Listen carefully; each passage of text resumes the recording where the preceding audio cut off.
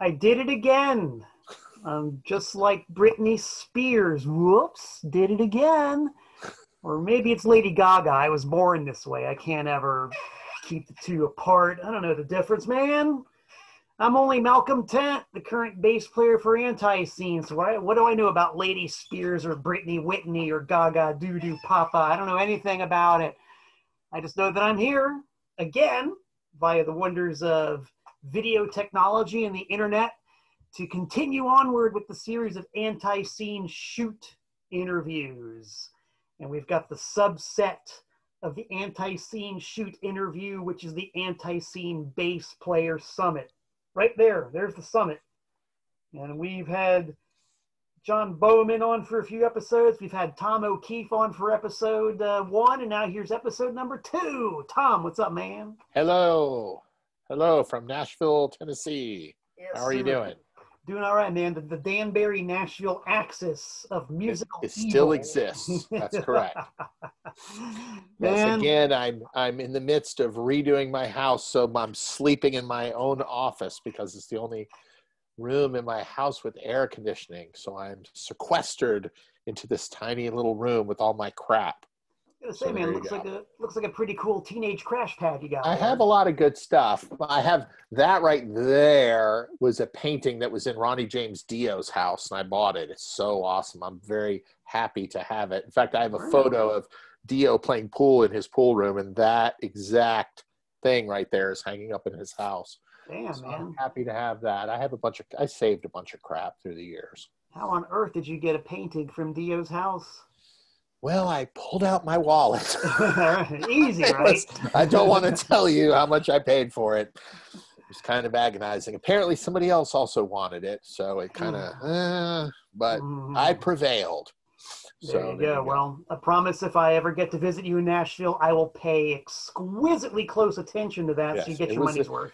Well, actually, that's not my most valuable thing. I mean, I do up there on this wall, I have a bunch of signed albums, and I actually do have a Queen album signed by Brian, Roger, what was the bass player's name? John Deacon. John Deacon and Freddie Mercury. Ooh, nice. Not Paul Rogers? No, not Paul Rogers and not Adam, what's his name, or whoever that guy is. Didn't they get Adam Ant, I think, was singing No, the guy they got is really good. I've actually met him before. He's a really nice guy, real tall. But no, I have a real signed copy of News of the World by my 4 members of Queen. So if my house catches on fire, kind of grab that. Yeah, so, seriously, grab and run, man. Yeah. Well, speaking of valuable albums, we're going to, like last time we talked, man, we got really deep into the meat and potatoes of a lot of things. But this time, we're going to talk about, this is, as I'm fond of saying, I'm not just ANTiSEEN's current bass player, I'm also a collector. Right. I don't know if I've got every single record by the lineup that you're in, but we're going to look at a few of them, and I want to pick your brain and like get your reminiscences and your opinions and your memories of some of these things. Okay. And we might as well start, since I've got it right here, and this is arguably the most popular album in the catalog, and also, coincidentally enough, a little product tie-in. I just re-released this album. Not TV commercial. Well, I have one. I have one of the edit ones. I bought a couple of them. I have a stack of that stuff over there too. See, so you know how it is. Yeah, I'm with you. I'm a previous member. I'm on the board of directors, and I'm also a collector too. So that's right. I save all that stuff. Which is why the fabulous reel-to-reel tape of Eat More Possum. Eat More Possum. What a great record. Look at that. Yes. Now, there was a lot of talk around the conference table at ANTiSEEN Incorporated about doing the next reissue of this album on TKO Records, and Jeff Clayton asked if people wanted to hear, if they'd rather hear the original mix or the remix. Right. And the consensus was like really evenly divided. People loved the original, some people loved the remix. I thought, well, I'll just beat everybody to the punch and put both on the same one, on a single reel-to-reel. So now I want to ask your opinion of what do you remember, what do you like, what do you dislike, what's your general feel for both versions of the album? I don't really recall, to be honest with you. I mean, I know I love all those songs. I wish I had my copy of that where I could access it. But Here, let's look at this. yeah, there you go. I mean, it has a lot of great songs on it. Can I look real quick and see if I could grab my copy real quick? Give me 1 second. Maybe just pause for a second. I'll be right back. I'll do a commercial while Tom is off browsing through his archive looking for his copy of Eat More Possum. I will mention that, yes, Malcolm Tent, the guy who rocks, wearing his own t-shirt. I do have my label, which has got a lot of ANTiSEEN stuff on it. Usually I save the commercial till later, but that's just the way things are going here on the semi-live video. So we got Eat More Possum on cassette, on CD, well, actually, no, sorry, cassette, 8-track tape, and reel-to-reel. Okay, sorry. I'm almost back. Tom's almost back. Here he comes. I see him. I apologize for that terrible inconvenience. All right, so now I can talk without talking out of my ass. I have this. Oh,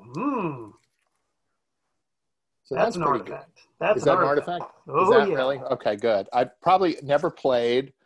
I don't know what I would say about this mix versus the other one. But, I mean, every fucking song on this is good. I mean, look, it has Today Your Love Stormtrooper. That's great. I've aged 20 years and 5. That's great, even though I think the harmonica we used might not have been in the same key as the song. I'm not sure about that. Cactus Jack, what a great song. Animals Eat 'Em. Glad I Am the Way I Am, which we didn't play that much. Destroy 'Em All, Shitting in High Cotton, we talked about before. Star Whore, Break It Off, Trapped in Dixie, and Fuck All Y'all. I mean, there's not a dud on this one right here. This is fucking, this is like the first Van Halen album. Like every song on it's good. I'll say that. No argument there, man. I don't know which mix is better. I don't recall remembering that, but I do know that every song on this thing is pretty damn good.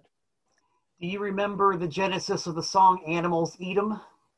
Yes, I do. I remember we all sat around, we were writing, we all contributed a lyric here or there. I think Joe-Yo came up with the Gordon Liddy ate a rat line. Maybe Jeff did. I can't remember. But I remember we all kind of threw lines in there. And I mean, what a great song that is. It's got, the lyrics are so, it's such a simple song, but Jeff's lyrics and Jeff's melody for it, you know, when he goes, fuck the veggies, give me a hot dog. I mean,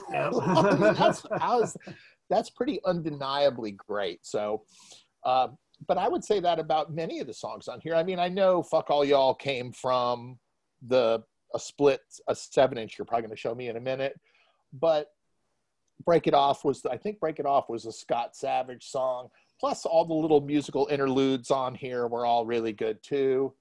So, produced by Jeff Dahl. I remember hanging out with him doing this, and we did it. Where was it recorded?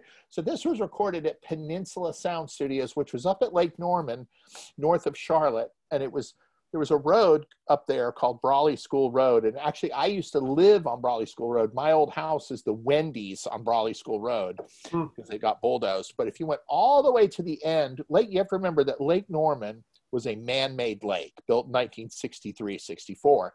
It's the largest lake in the state of North Carolina. It it touches into 4 counties. So the power company built a dam, flooded the river, and they built this giant fucking lake. It has like 600 miles of coastline when it's full. So it's really big. So there was a part, the road that Brawley School Road was on the east side of Lake Norman. It was a long road and just narrowed down to nothing. And at the end of the road just went right into the water. The road just drove straight into the water of the lake. But there was a little teeny piece of the lake, which was called Meck Neck. There was 100 houses that were actually in Mecklenburg County, which the county lines were drawn in the 1700s. But when they flooded the lake, these 100 people got stuck at the end of this dirt road, dead end, 15-mile long, 12 or 10, 15-mile long dead end road. So those poor kids that lived there had to go all the way back around. It took them an hour to get to school. They eventually resolved it. But this place, Peninsula recording, was Jeff Murdoch's place, and it was in Meck Neck. which a Lake Norman person, an older Lake Norman person such as myself would know what that meant. It was just that little tiny piece. Eventually, Iredell County and Mecklenburg County did a land swap. So now that little piece of land is now in Iredell County. So they fixed it. But that's a little ANTiSEEN trivia for you. But yeah, so we recorded this with up there at Peninsula. To be honest with you, I don't really remember an awful lot of it because of all of the things that a band does: recording albums, doing photo shoots, playing shows, writing songs, whatever. Of all those things, the thing I hated doing the most is mixing. I do not have the brain or the capability to listen to a snare drum for 10 minutes and go, oh, it sounds so much better since I turned this one knob, 1 fucking millimeter. Oh no, what about this? I just can't, my brain just can't differentiate. So what I would do when we made these records, I mixed the 3 Judas Bullethead records and Blood of Freaks with ANTiSEEN. And after those 4 records, I never stayed for any mixing. So I would go in, I would play my part. Am I done? Do you need me? Okay, see you later. And I would leave. Right. And Jeff would give me a rough mix tape a day or 2 later, and then we'd listen to it. And of course, we'd always get mix and rough mix tape envy. You'd fall in love with the rough mix, and then the mixed version would come out, and you're like, oh, I like the rough mix better. But I'd rather fucking do almost anything than sit there and listen to drums and go, let me EQ the drums. Ooh, I just can't do it. So the recording part of some of these records, I don't really remember because I went in there and I played all the songs, and I was like, I'm going home. See you later. Right on. So that was that. But I'm happy to know this is valuable because I think I have a couple of these. But I have a real one somewhere, like with the possum cover on it as well. But yeah, the one that bears a slight resemblance to the reel-to-reel tape. That's right. That's just it. saying. I think that's a Mike Cook photo, I thought, with the possum. I'm not 100% sure of that, but that would be my guess. We did an entire episode on Eat More Possum earlier back in the ANTiSEEN Shoot series. I did the full hour and change on how that cover variant came to be, and right. It was just one hell of a story, man. But, yeah, no, it was we were very, I think that when we were in Europe touring that record, I think that the first handful of shows, we didn't get the record until, I think we'd played a week's worth of shows, and then Michael Zuma, who was we always called people by their first name, and wherever they worked was their last name. That way we could remember who they were. So we always called Michael Groh, who is the guy at Zuma Records in Europe. We called him Michael Zuma. I'm still friends with him to this day. But so I remember seeing Michael Zuma, and I think he came to Heidelberg or somewhere, and he had a box of these with so that was the first time we saw it. I think I'm right about that. Wouldn't bet my life on it, but that's probably what happened. No, it sounds about right, and that's also the first time that everybody heard the record, and apparently that's where a little bit of shit hit the fan. Yeah, I think that there's always been a little bit of, I think that there's been in ANTiSEEN history, I think there's been an apprehension to hire producers for fear that they're going to fuck with the whole thing and turn it into something that it's not supposed to be. You know what I mean? Like, for example, Motorhead had producers. You listen to a Motorhead record and it's super loud and super powerful. I think there was some problem with this, and I don't remember if there was a mastering issue. I know there was some issue with the mix on the original version of this record that somebody wasn't happy with. Yeah, apparently a mastering issue. There were some, from what Jeff was saying, some very specific mastering instructions that were not abide. Right. Yeah, I think that's what I remember hearing. They had given, Jeff had said, do this, and whoever did it didn't do it, and then we didn't find out till we heard it. Hence the reissue. I'll go back and listen to this again, and maybe when I do another episode someday, I'll let you know what I think. Yeah, well, I'm kind of 2 minds of it, because by making these reel-to-reel tapes, I have to listen to one mix and then the other. And, you know, they've each got their merits. I think it really is just, you know, matter of preference. I do think though that and you could correct me if I'm wrong about this, but I do think the harmonica that we used in I've Aged 20 Years in 5 is not the correct key for the song. I think that because when you play harmonica, if you're playing a song in C, you pull out a C harmonica. If you're playing a song in D, you pull out a D. That's why that big fat dude from Blues, whatever it is, he has all those harmonicas because he pulls one out for whatever key the song is. I can't tell you what key any of these songs are because the only key I understand is my car key. You know, I don't understand. I can't tell you what key Trapped in Dixie is in. I don't know. I mean, I know what chords it is, and someone could tell me, oh, that's in E or that's in, I have no idea. But I think we used the wrong harmonica for that, but nobody ever really complained about it. Yeah, fooled me. Yeah. Now, since we're talking about albums and I don't have my copy of the album here, we have to talk about its predecessor, the illustrious predecessor to Eat More Possum, Southern Hostility. Right, yeah. Another record made in Jeff's mom's basement in Albemarle. It was super hot. We went and brought a bunch of recording equipment to Albemarle, set it up in his mom's basement. I don't know if his mom stayed in the house while we did it or if she went and stayed with some relatives, but we were at his mom's house for the weekend and it was hot and humid. I think thunderstorming a little bit. And again, it was just a whole shitload of great songs. You know, I don't have that song list in front of me because I don't have a copy of that with me, but there were just a lot of great songs on that. You know, I think I wrote Kick in the Head because that's on there because I think that was previously a Judas Bullethead song. And there were some others on there too, but all those songs to me, I mean, really the greatest hits catalog of ANTiSEEN, a lot of it is Southern Hostility and Eat More Possum. Almost every song of those two albums make up a big piece of like the greatest hits package of what that would be today. You know, I would have to look at Southern Hostility and see. Did my face go away or can you still see me? No, you're still there. I'm just kind of mortified I don't have my copy at my fingertips. I just sort of grabbed whatever I could get my hands on before. Yeah, I mean, I'm looking at this. I mean, again, Southern Hostility is Death Train Coming, Leeches and Losers, Evil Rock and Roll, which is it was actually Evil Rock and Roll started its life as a Gigi Allen song called Something Else, and we changed it. And then I actually covered Evil Rock and Roll on the Everyone Loves ANTiSEEN compilation. Oh, right.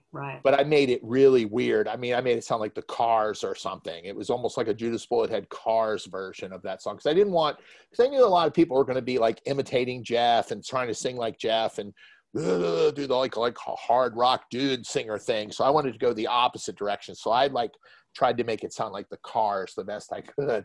Yeah. But My God Can Beat Up Your God, one of your that's a good one. You know that one, right? Kick in the Head, another great one. Kill the Business, another great one. Last Days on Earth, another great one. Old Man Hit the Road, that's perhaps Jeff's most poignant lyrics I think he may have ever written.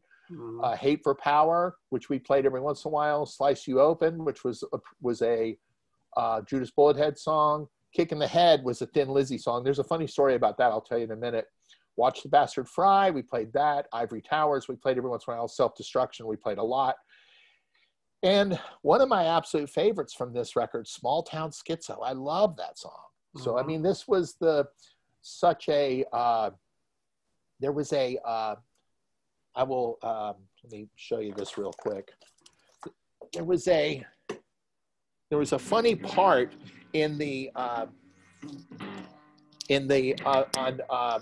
Kick in the Head where it went, the chorus, the verse was,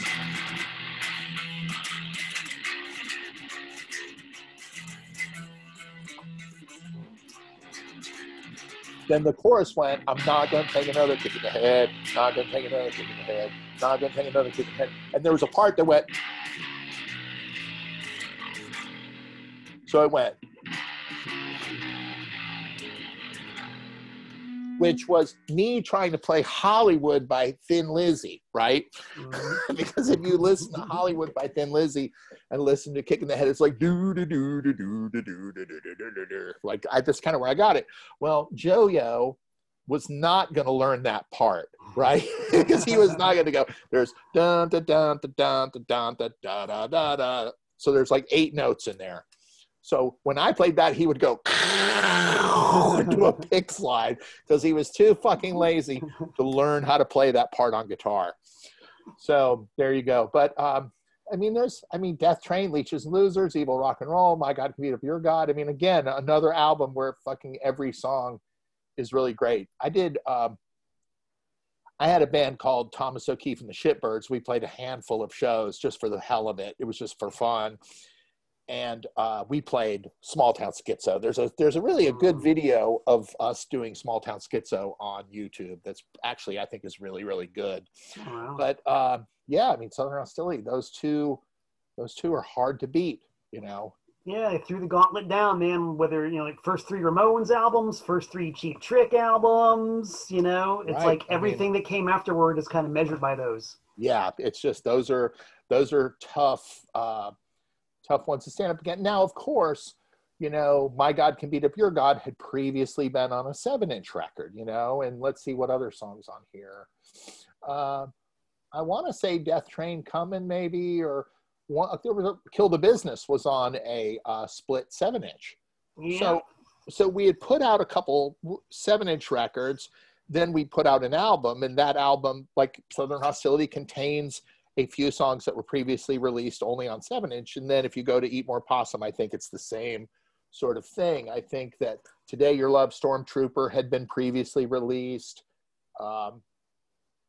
I want to say after that, there's a couple others too. Maybe Cactus Jack. I can't remember. I think a couple of these songs had also been previously released on 7-inch prior to the LP being done. But nonetheless, those 2 albums stand up to this day, I think.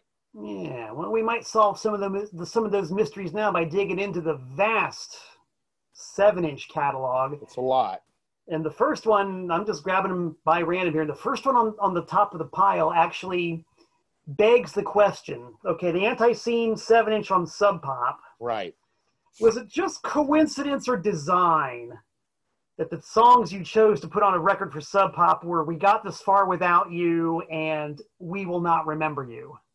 I don't know. You'd have to ask Jeff that question. He was the one that picked that. I'm sure maybe there was. The funny thing was we had talked about doing a record with them for a while. And I actually talked to those guys, Bruce and Jonathan, who are the 2 guys who founded Sub Pop.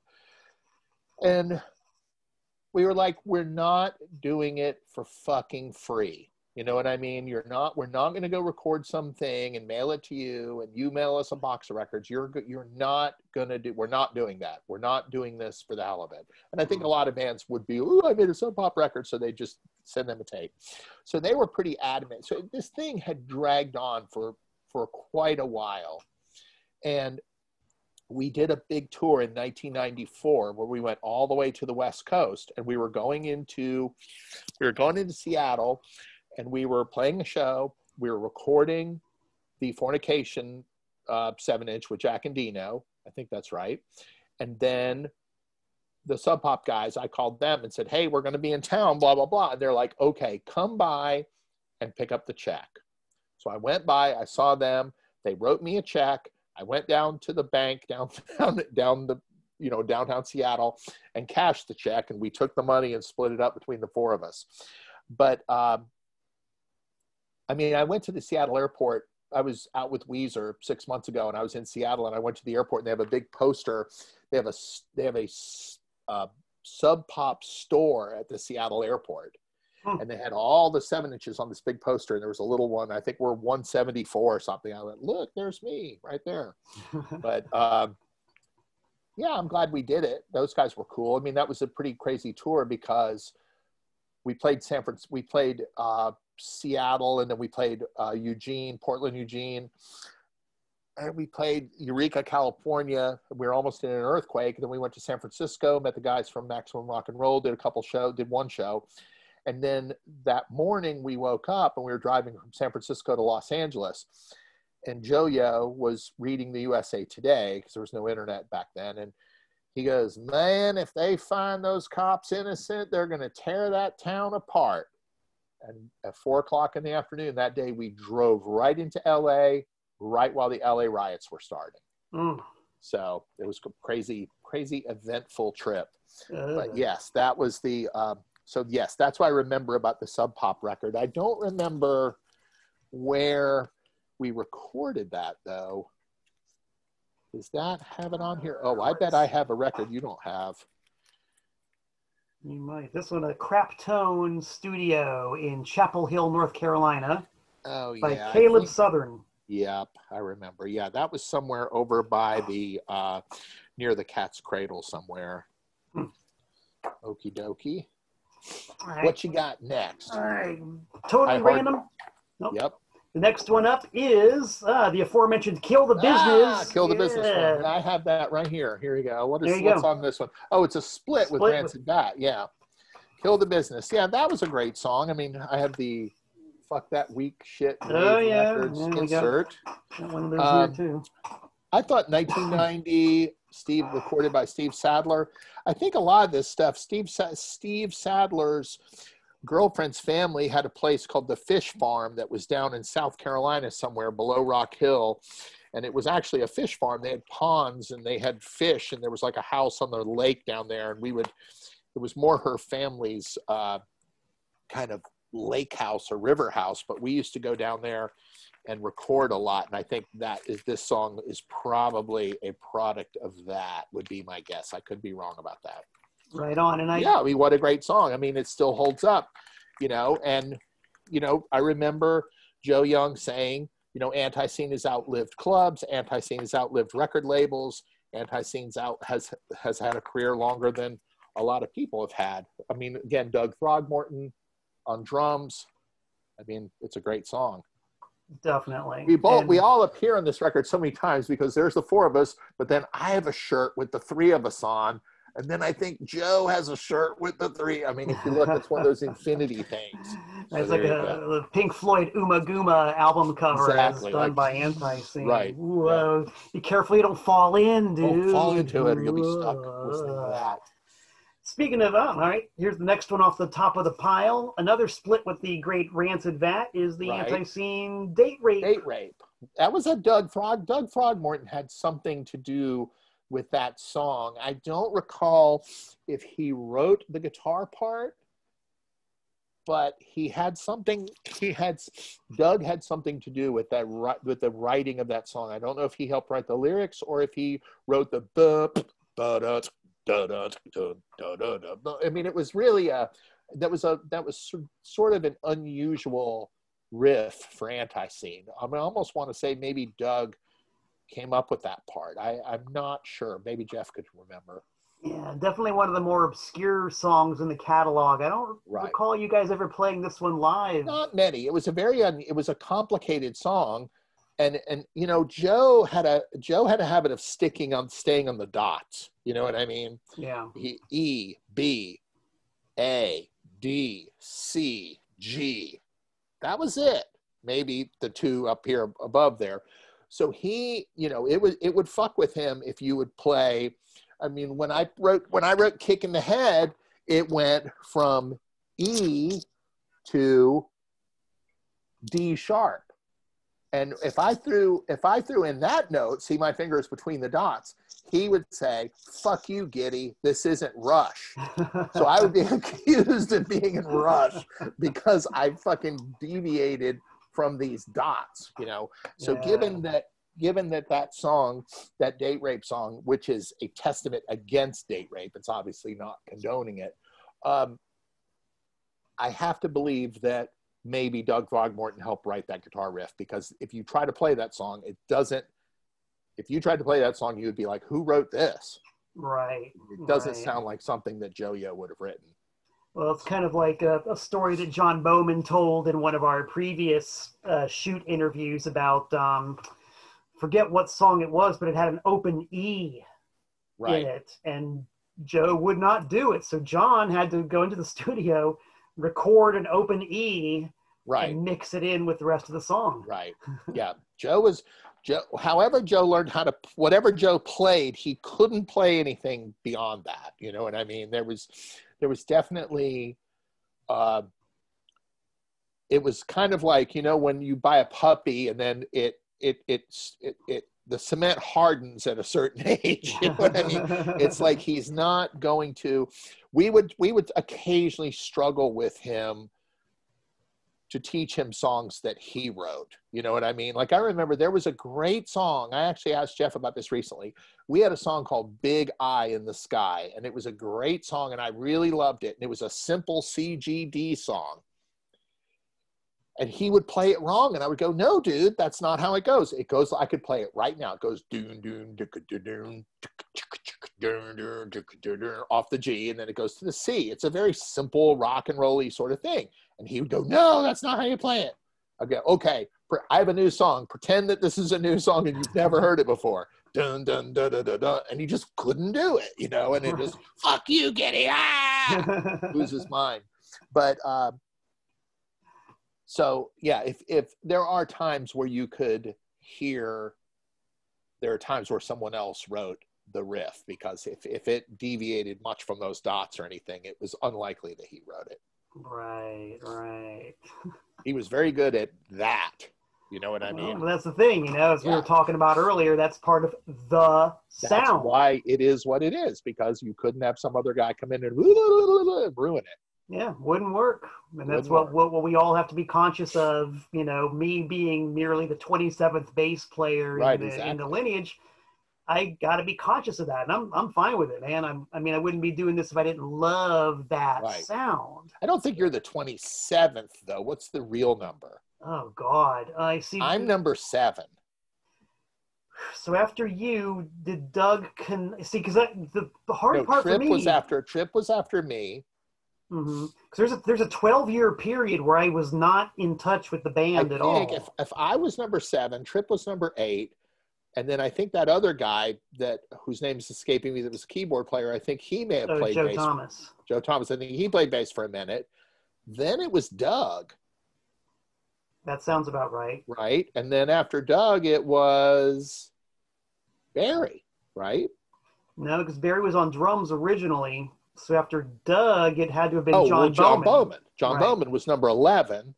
And then after him, back to Barry. Oh, I'm number 13. You're number 13, man. That's a cool number. I like that. That's all right. You might want to. I know that I'm number 7. I played the 5-year anniversary show, and I'm the 7th bass player. But I know that I started with them, and not long. Within a few months after starting, I played the 5-year anniversary show. I remember that. Right. So well, we're going to let the internet research team get on that and see if their memories are better than ours. But I really hope I'm the 13th bass player. I know. I hope so too. That'd be really cool. All right, here's a raw. This is one raw sludge of vinyl. Okay, let's see it. The Vault of ANTiSEEN. Do I have one of those? I mean, let me see. I don't have my entire collection here, but I do have a bunch. No, I don't have that one with me. So what is on that one? Well, this is a live bootleg on the Baloney Shrapnel label. Right. It's got live versions of a Wife Beater. Boy, I got to put my glasses on now. The 13th bass player's eyesight ain't what it used to be. That's exactly right. Nor the 7th. Yeah. Wife Beater. That's the only song title I see on it. Could this possibly be? I think this might be a one-sided. Yeah, one-sided record. Oh, there we go. She's part of the scene in Wife Beater. 2 songs on one side. Don't know if you can see it, but totally blank. Oh, I never realized that. Yeah.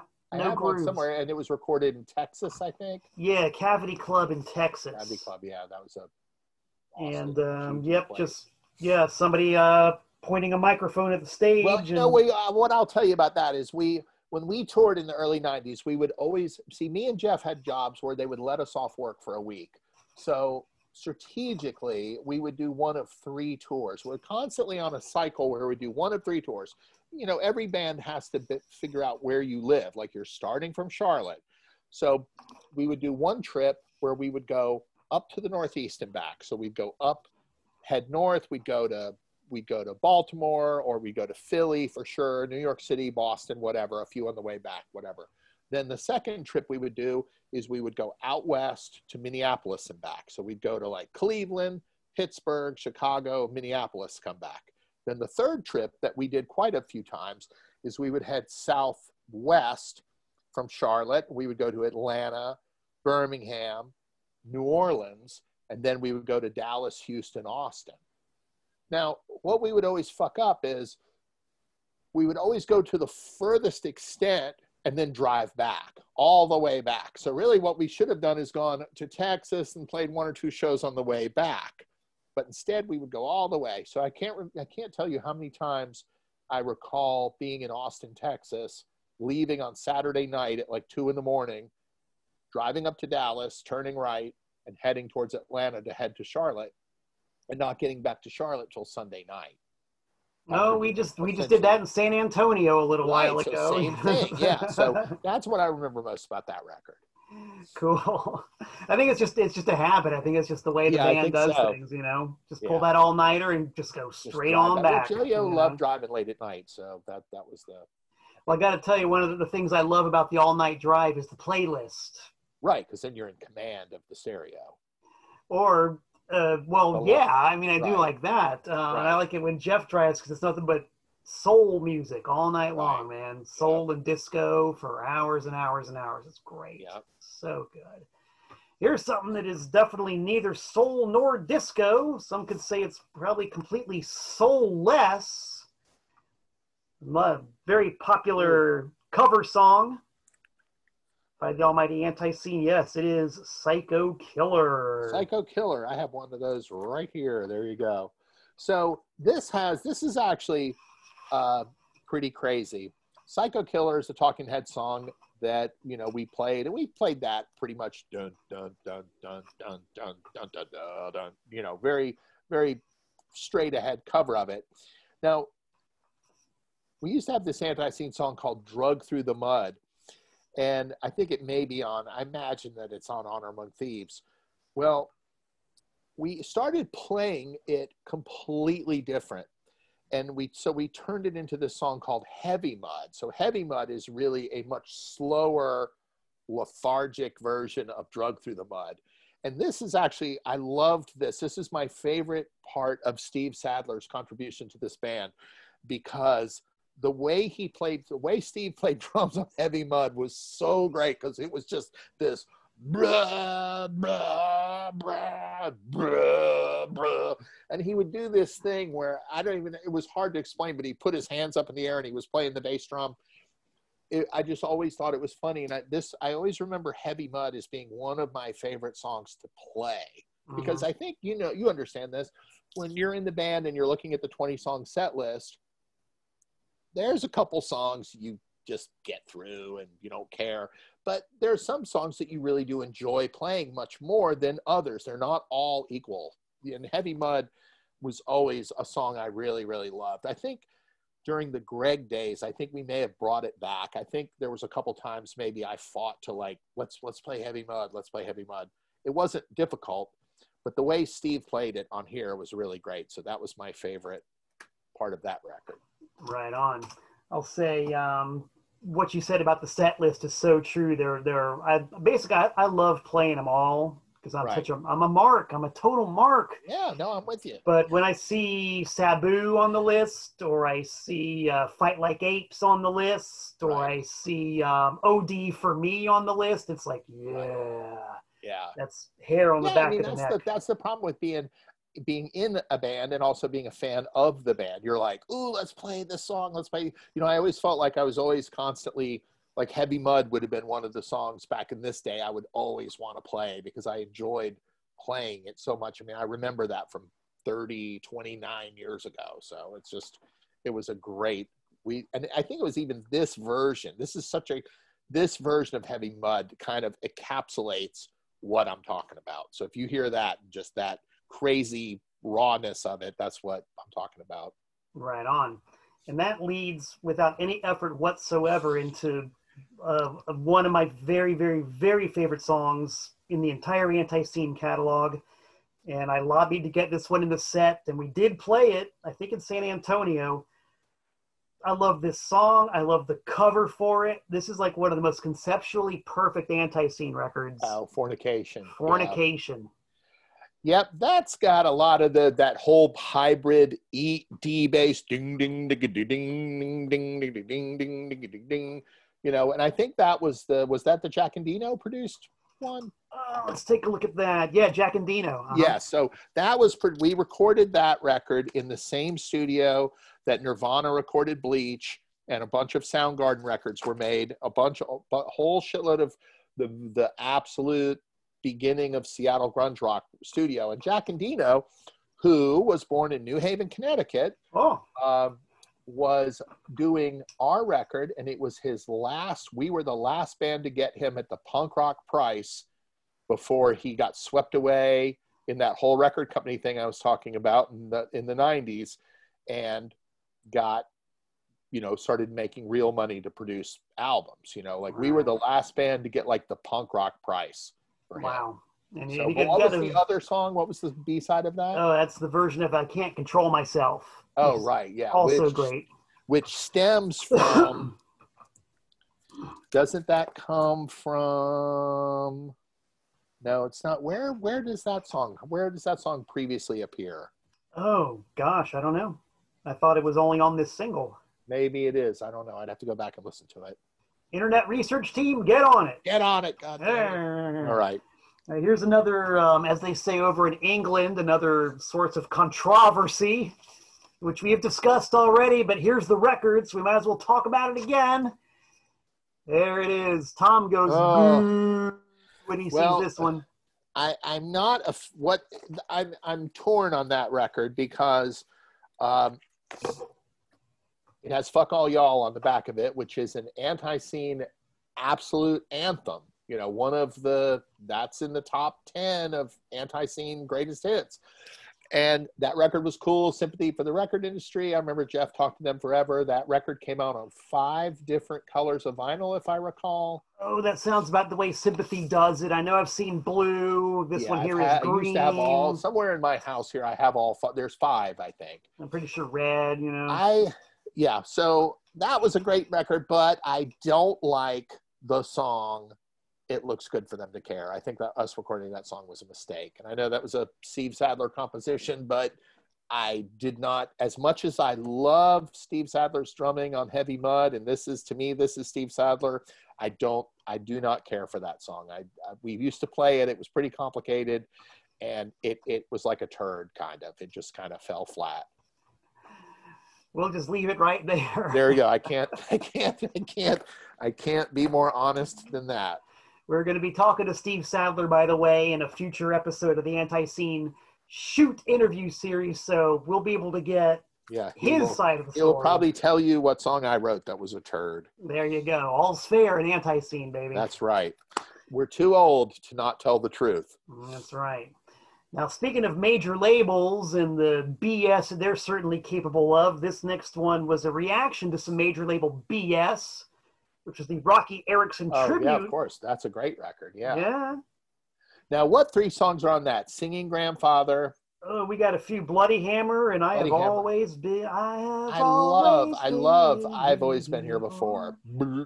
I just recently refigured out how to play that song because I was hearing it in my brain a few months ago. And I loved that song. That was my favorite of all the Rocky. You know, we did Two-Headed Dog. We did I've Always Been Here Before. We occasionally played the Singing Grandfather. I don't know. What was the other song on there? Bloody Hammer. I don't know that. I don't really recall playing that one, but I always remember that I Have Always Been Here Before. And, you know, I think what made that song also appeared on the Hell record. Oh, different version. Different version, I suspect.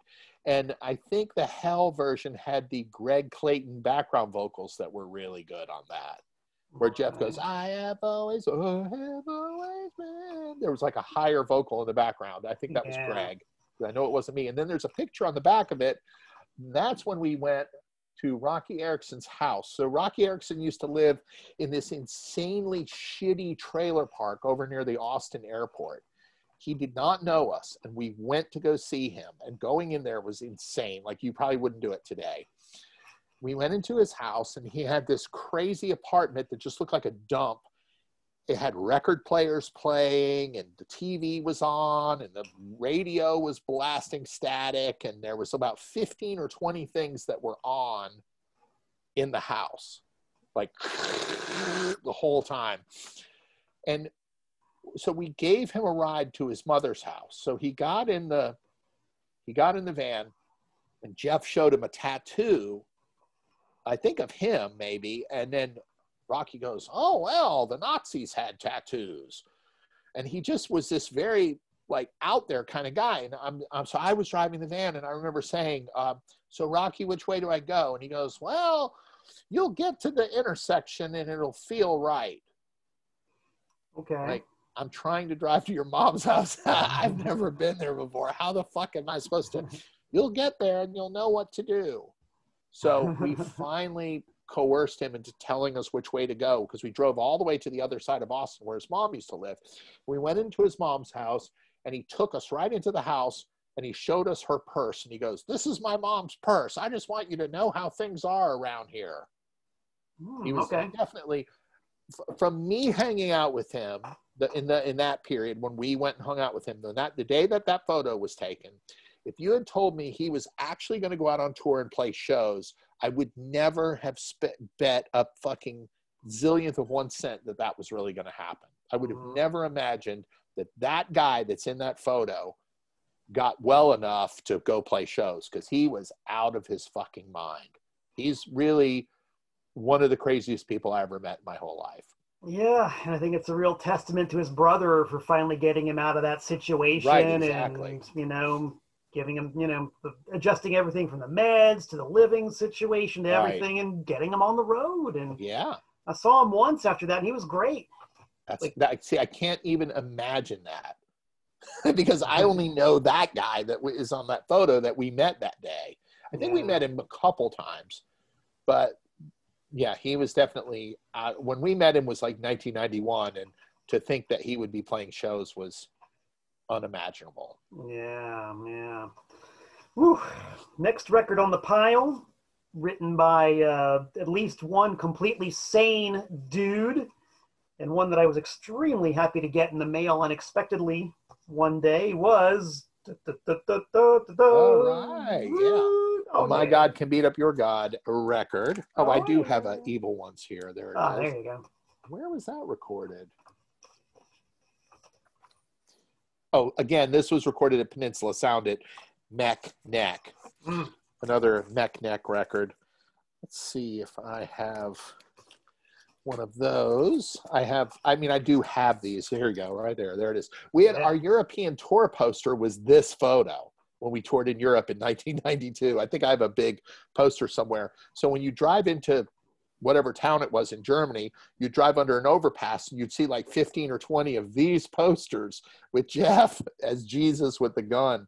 Yeah. Pretty crazy. So this was recorded live by Steve Sadler at Ray's in Myrtle Beach.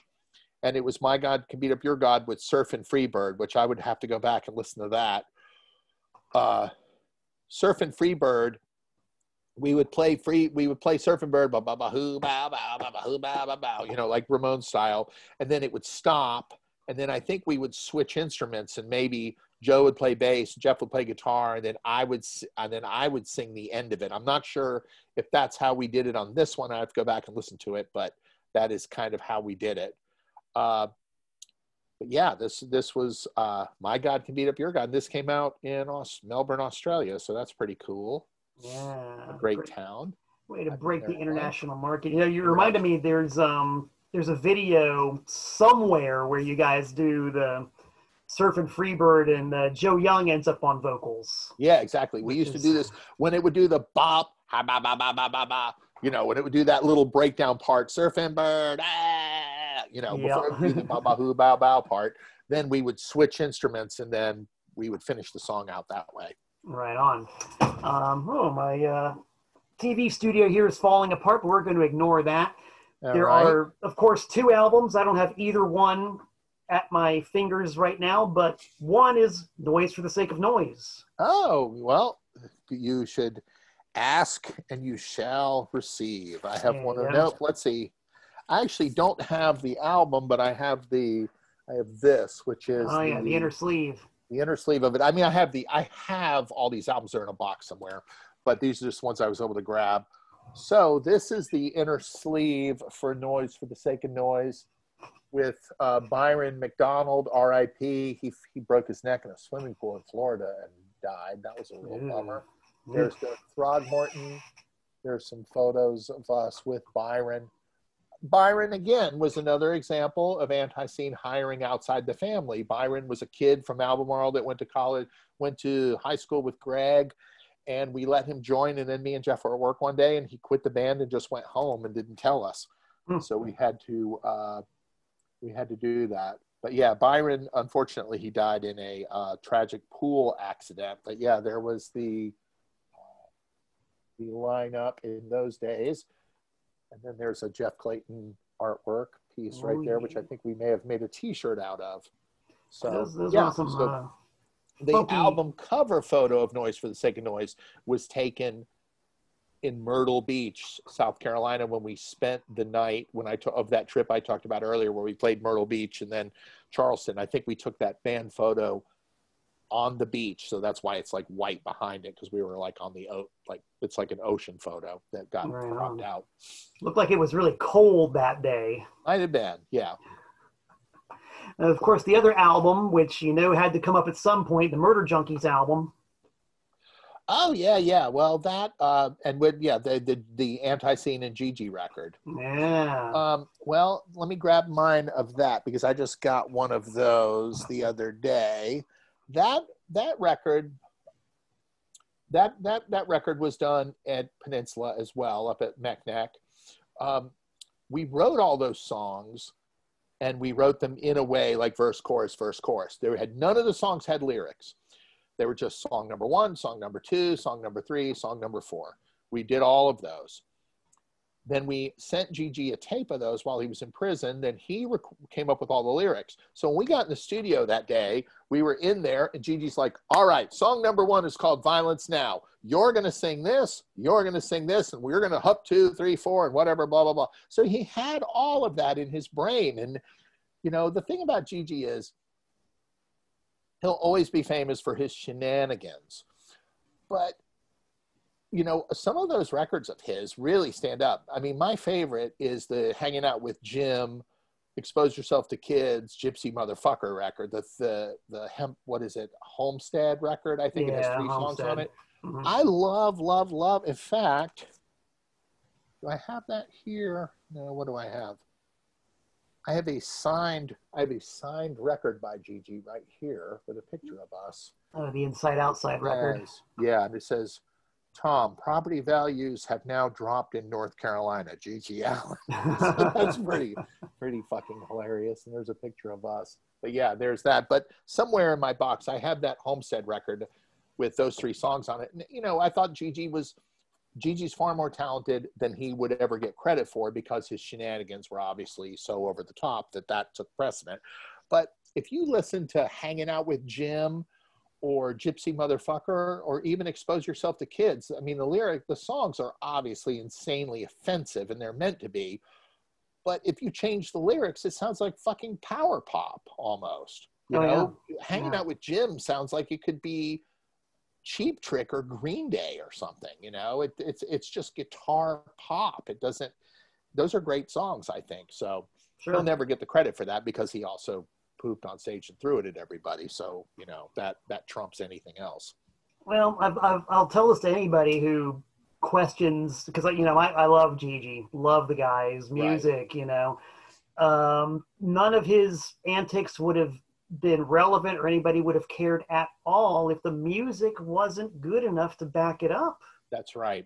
Well, the other thing I remember about that record is that is the only record that I know I played guitar on one song, and there's only 3 or 4 people that ever played guitar. There's only 5 people that have ever played guitar on an ANTiSEEN record, and that's Joe Young, Dana Ace Davis on Honor Among Thieves, Russ, and then Jeff Clayton played on one song on this record, and I played guitar on Sister Sodomy on this record. So that's not Joe, that's me playing guitar. I play guitar, and I think Jeff may have played bass.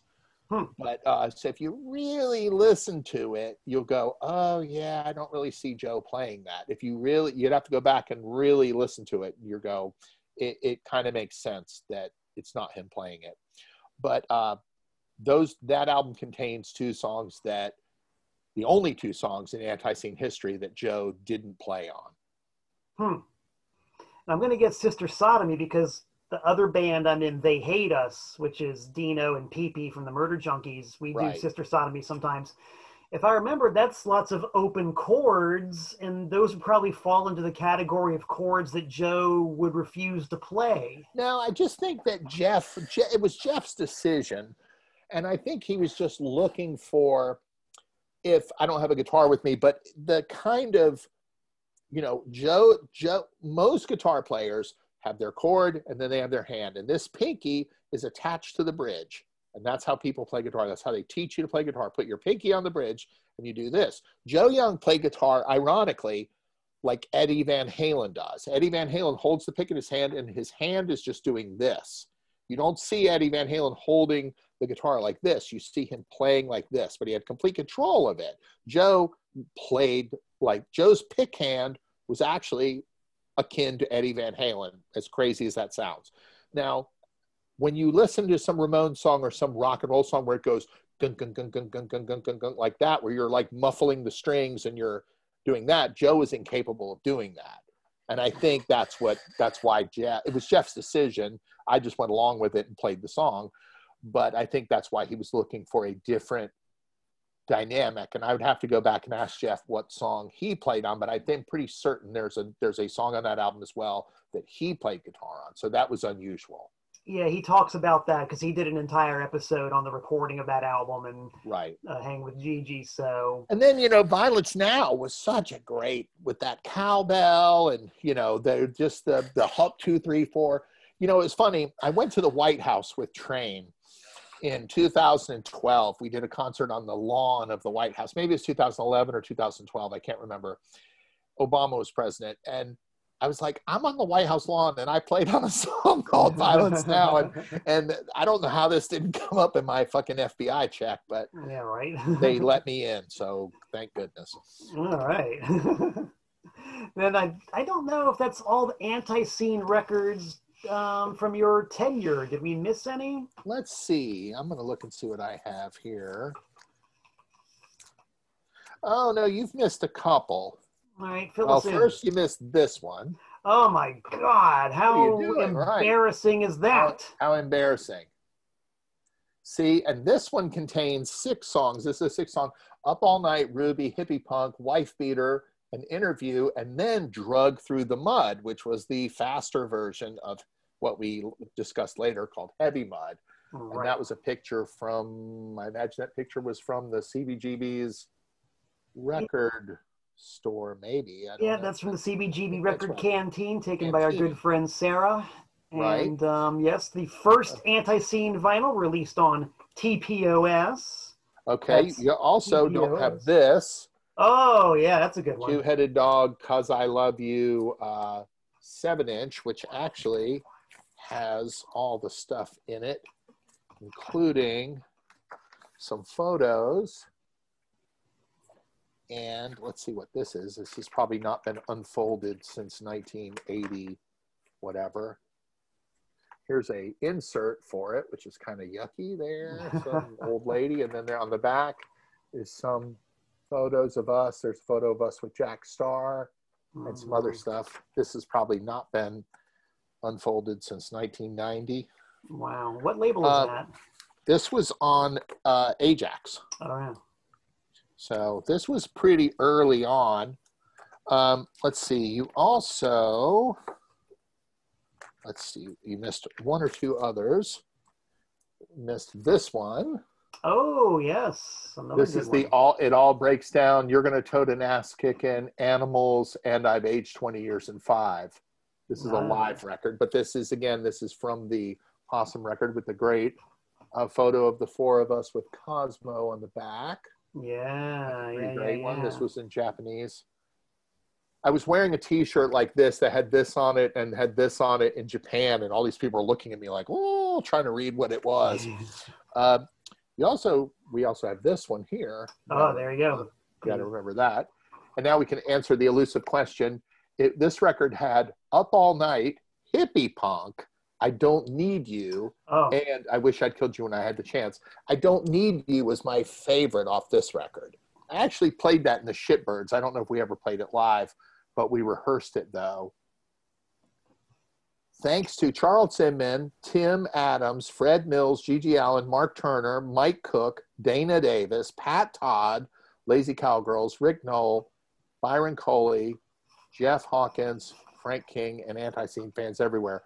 So Pat Todd from the Lazy Cowgirls, me and Jeff, and maybe Joe, I think, went to go see them play in Columbia, South Carolina once, and they were on tour, and I bought Pat Todd some lunch or dinner, and I picked his brain, like, what do I do? How do I book these shows? What should I do? Blah, blah, blah, blah, blah, blah. And he just told me everything, and I just soaked it all in, and just, it was like a master school lesson, and I really still appreciate that to this day. Let's see what else we got. This is test pressing of the Judas Bullethead "King is Dead, Oh Baby" song. The third test pressing of the third Judas Bullethead. Give me that. I want it. This is the show off part of the show. Here's a Deeds of the Damned test pressing. Oh. Here's an ANTiSEEN Carolina Shit Kickers laying up with Linda original pressing. I have a bunch of all three first Judas Bullethead, number 56 of 300. All right, hold on. You got number 56. Which one do I have? I need to know. I got number 86. There you go. 86. Of course, you know this record. Oh, that's one that I guess had to come up at some point. Right. Woo. Live at the Yellow Rose. You know what I have? Let me see if hold on a second. I'm going to show you something that's going to freak you out. If it's going to freak me out more than the Judas Bullethead record, I don't know. Right down here. Def Leppard, I should say. I'm really, this is where the showing off part steps up a notch. Uh-oh. Here is a copy of Jeff Leppard Live at the Yellow Rose, one of 20 released. Live the Power of Sheet Metal. But no, this is not one of 20. This is one of 20. This is one of 20, but somewhere else I have the cassette tape that was in the jam box. Wow. Look, this has the liner notes in it. Yeah, so what songs did we play? Jeff Leppard to the Rescue, Large Orange, Blues Song, Volvo Suck, Love is a Tank of Gas, Short Line of Life, Thanks for the Butts, Bitches Die, Patinoid. Which actually of this, Large Orange and Love is a Tank Full of Gas, Large Orange and Love is a Tank of Gas appeared on this record, on the very first Judas Bullethead. Yeah. This record has 10 songs on it, and it's 14 minutes long.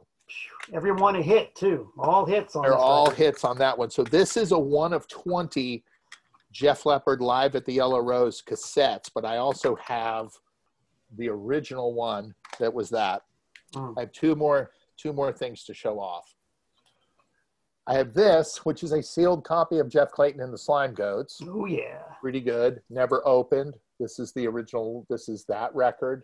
I don't know how many of these are. On the short-lived Death Train label, if I recall correctly. Correct. Number 5. That's right. Woo. With those guys from Lenore and our friend Doug Throgmorton on drums.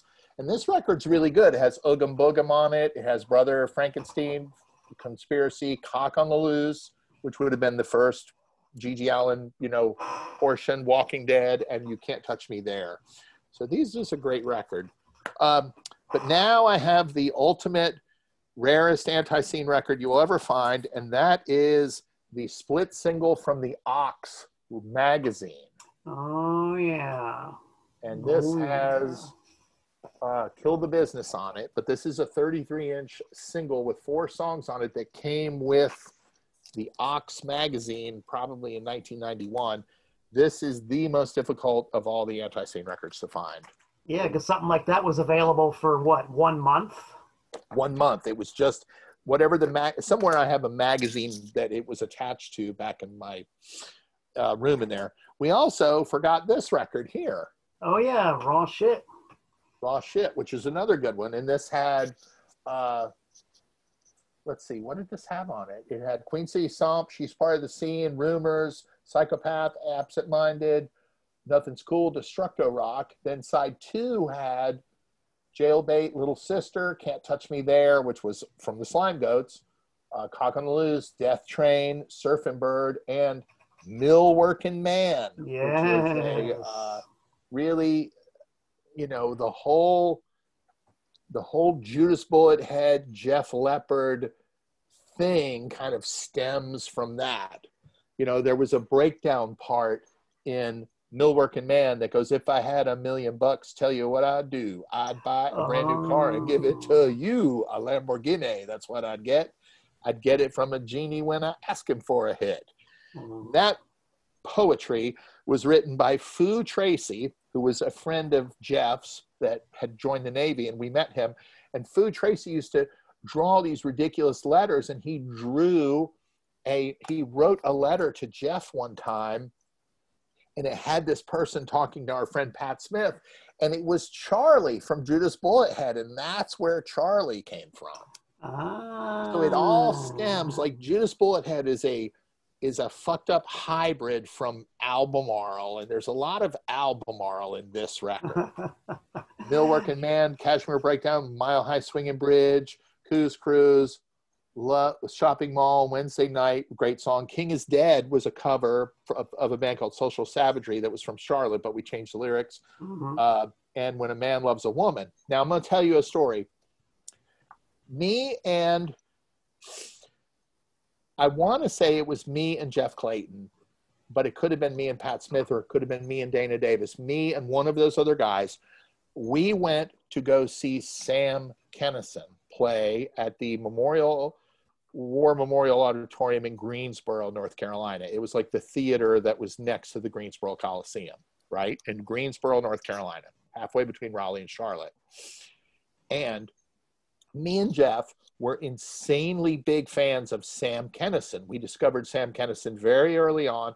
I saw Sam Kinison the very first time he was on Letterman. And we really, really loved him. So when we put out this record in 1986, we wrote on the back of it, we thanked everybody, and there's an insert in here. I think this is still open. But on the back liner notes, it says all songs, blah, blah, blah, blah. And it says, this record is dedicated to Sam Kinison, one of our greatest influences. It says that on this record, right? So me and somebody, I don't remember who, I can't remember if it was Dana or if it was Jeff or if it was Pat Smith, but one of the me plus one of those three guys went and saw Sam Kinison in Greensboro, and we snuck backstage and we met him, right? And I gave him one of these records. And I said, Sam, we love you. This record is dedicated to you. And he looked at this record, one of the 300 is his. He looked at this record and he was so taken back by it. Oh man, I thank you guys so much, blah, blah, blah, blah, blah. Now, this record, the only distinguishable song on this record to a layman is the cover of When a Man Loves a Woman, which was us playing When a Man Loves a Woman, but Jeff changed all the lyrics to make it all be funny. When a man loves a woman, Lord knows he's fucking up, right? We give this record to Sam Kinison, and a year and a half later, Sam Kinison covers Wild Thing and changes the lyrics. Now, if I gave you an album and said, hey, Malcolm Tent, I love you so much, I dedicated this album I made to you, you're going to go home and listen to it. Oh, sure, and then steal whatever I could off of it, duh. Right, yeah. I believe, I could be wrong, but common sense dictates this record spawned Sam Kinison's Wild Thing. Right on. I'm not going to argue the point. Yeah. The evidence backs it up. So there you go.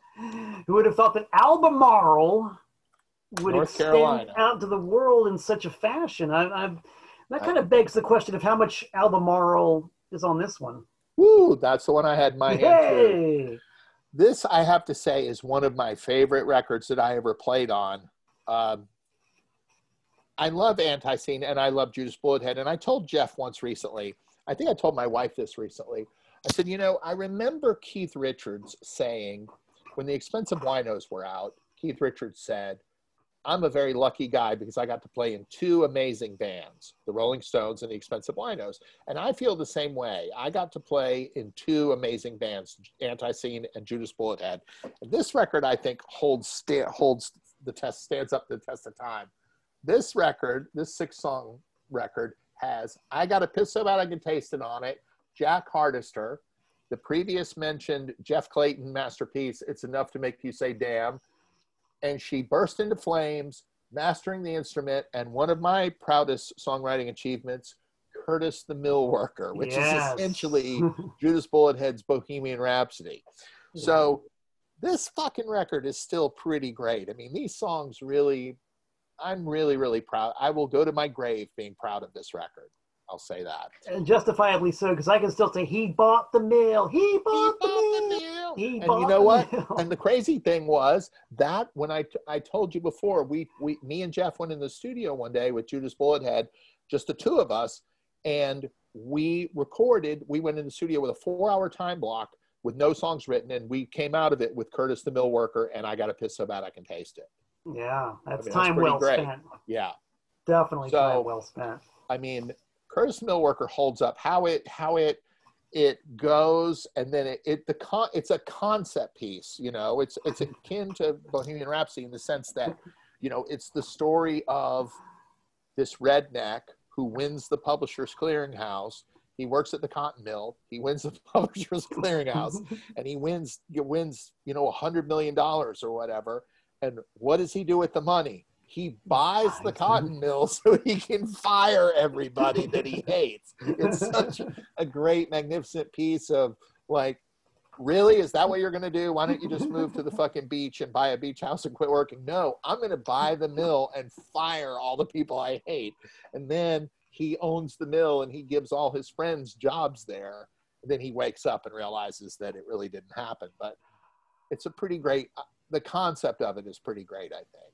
I think it really is one of the best. Because it came from an idea, because me and Pat Smith worked at the cotton mill, and I remember some redneck saying, man, if I wanted that, I'd buy the mill. I was like, do you understand that if you won the Powerball and won $10,000, you're not going to have enough money to buy this building? You know, like the lack of financial understanding is also part of it, you know. Well, so, someone's got to work at the mill, Tom. Someone's got to work at the mill. I already did it, so I'm not doing it again. I'm far too old for that also. But yes, this record, someday me and Jeff are going to re-release this stuff, and really we should put it on iTunes or something or somewhere so people can download it, because these songs are hard to get, but this thing stands up, I think.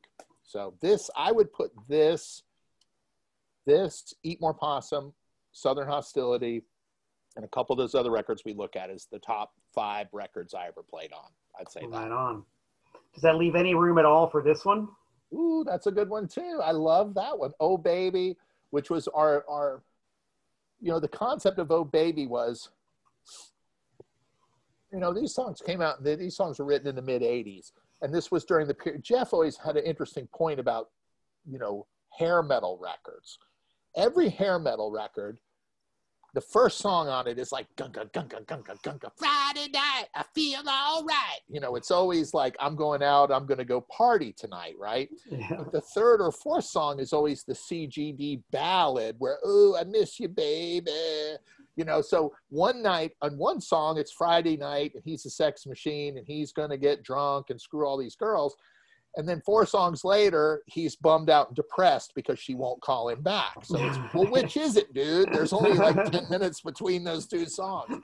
So it always seemed, those songs seemed to contradict each other. So Oh Baby was our attempt at writing the most ridiculous, dumb ballad. So it starts off nice, but with each sentence, with each lyric sentence, it gets nastier and more vulgar as it goes. So at the end, it's just being completely disgusting.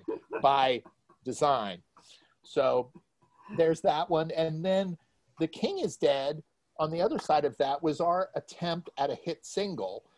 And we actually remixed it. We mixed it in a way that we were trying to make it be like our hit. And actually that song got played on the radio in Charlotte once or twice, which is pretty insanely ridiculous.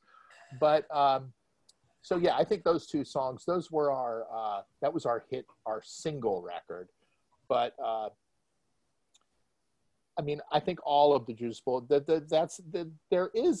there are, you know, if you take the record you have in your hand and you take the second Judas Bullet Head record and you take the first Judas Bullet Head record, apart from these 3 7-inches, there's also approximately nearly an album's worth of unreleased Judas Bullet Head that we recorded back in the day in like 86.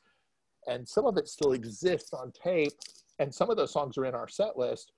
And but we never played them.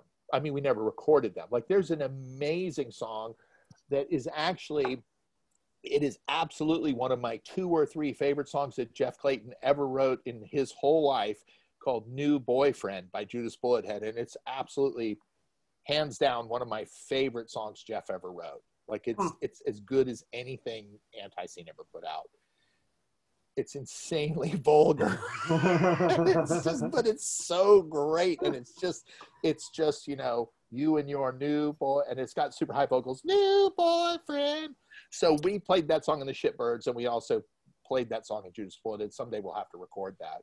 But there's a bunch of Judas Bullet Head songs, Land of Silk and Rice, Oh No, I Think I'm Pregnant Again, Mystical Bitch, you know, New Boyfriend. There's probably 5 or 6 others I'm not thinking of. So there's, at some point we'll go in and record those. And we have a handful of new songs too that I've been working on. Dude, That's a Lot of Food, and Sky City. And we actually talked about making the album called Sky City, which was the redneck parking lot in Albemarle where all the rednecks drove around in circles. Sky City was where it was heavy metal parking lot, you know, like it's 1986. There's a McDonald's there. Cars are just driving around in circles. You hear that Outfield song playing, Jesse's on a vacation far away, blasting, you know. And it was that thing. Me and Jeff and a couple of the other guys from there, Jeff would do this. Jeff had this Chrysler K car, and he would park in a handicap spot right where the cars were cruising by. And it was all these pickup trucks, and everybody had their stereo blasting, and they were just driving around the parking lot in circles, just cruising around. A parking lot full of people. It's where everybody went on Saturday night. So Jeff and the Ledbetter boys, they would get a 40-ounce gulp cup and dump it out, and they'd all piss in it. And Jeff would sit in the parking lot with his Chrysler K car with the window rolled down. He would have his foot on the brake. The car was in drive, and he had his foot on the gas. He could lurch away at any second. And we would just sit there until the moment was right where all the cars were coming by and he could escape. And then he would go, hey, and some rednecks would look over and he took this 40-ounce cup of piss and just threw it into somebody's car, and then boom, launched and immediately took off. And we escaped. You know, a childhood prank, I guess. But we thought it was fun. Childlike prank. Just a mild childish prank. Yeah, today you'd get arrested for doing that probably. But it flopped on us though. One night he did it and he hit the door and the piss spilled down and landed on him, and we had to take him to a car wash and spray him off, which was pretty horrible. But you had to walk to the car wash. We were not hanging out at the Sky City parking lot. We made fun of it, but we did not go there and hang out. So, yeah, he said with a wink. With a wink, right? No, we really didn't.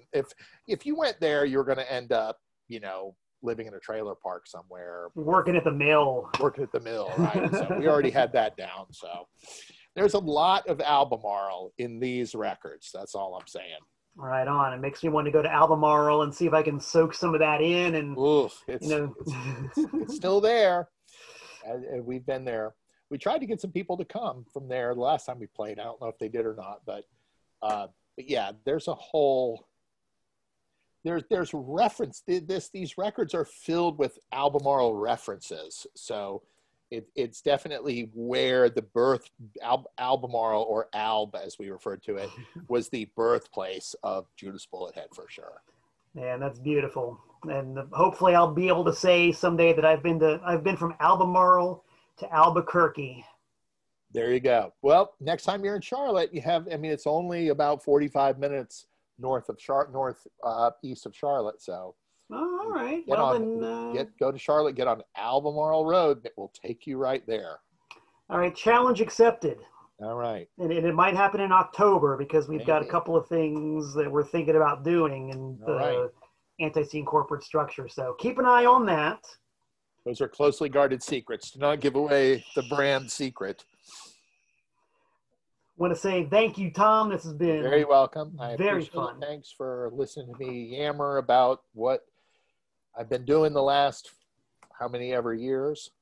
I hope that I get to see you again soon, maybe down in Charlotte. I may come down there one day. Who knows? Yeah, I will be back. I'm not really working this year, so it's okay. I've got plenty of time to kill. I don't really have to go back to work till next spring. So, wow. Unfortunately, like a lot of my peers in the music business, none of us are working this year. So, one day we will be back to work next year, hopefully. I don't doubt it. You can't kill rock and roll. You can't kill rock and roll. Come out and see me if you want to come. If you want to come hang out. Did I show you this record too? Oh, no, we missed that one. Destructo Blitzkrieg. That's a good one. Again, this is a compilation, a European compilation that has the four songs from Blood of Freaks. Then it has the two songs from Two-Headed Dog, 'Cause I Love You, and it has the two songs from a record we missed, The Walking Dead Haunted House record. Oh, right. Which Haunted House had that was some amazing Haunted House, the original version that's on that 7-inch and on this, that had some amazing Doug Throgmorton drumming on it. Yeah. He's just plowing through it, just really ripping pretty hard. Definitely. There you go. Well, all right. Well, hopefully I will see you again. Thank you for keeping all this going, and hopefully I will see you maybe when you play in Nashville one day, or if I'm in Charlotte. Well, either way, if I have anything to say about it, it's going to happen. So, yes. Well, I'm sure you will. Or I will see you in Connecticut when I have a day off next summer between New York City and Boston. We are the original drive-through city for those destinations. Right. So exactly. Come on up, man. Yep. Revisit the scene of the WXCI 7-inch. We can get on up. Yeah, I would like to see if I remember that. I remember being in the studio that day doing that, but I remember the rooms were really small. I remember that. Yeah, tiny little radio station facility. I remember we crammed you guys into one of the, it might have even been like an anteroom of some sort. I just remember, the only thing I really remember about that day is I remember being in there recording, and I remember the room being really, really small. Yeah, and you guys were like really, really loud too. Yeah, like, sure. Probably more so than was necessary. But hey, that's the ANTiSEEN way, man. That's what you got to do. What we do. You have to turn it all the way up so you can get past. There's Joe Young's amp. He wants to hear above the cymbals, so he cranks it up, and then I got to crank it up to here. Then he wants to crank it up, and it's sort of like nuclear, like the Cold War or something. It just keeps escalating. Yeah, exactly. All right. Well, thanks again, brother. I will see you again before you know it. Right on. And all you people out there, stay tuned for the next in the long and hopefully never-ending series of ANTiSEEN Shoot Interviews, hosted by me, the guy who wears his own T-shirt, Malcolm Tent, saying so long from the Nutmeg State.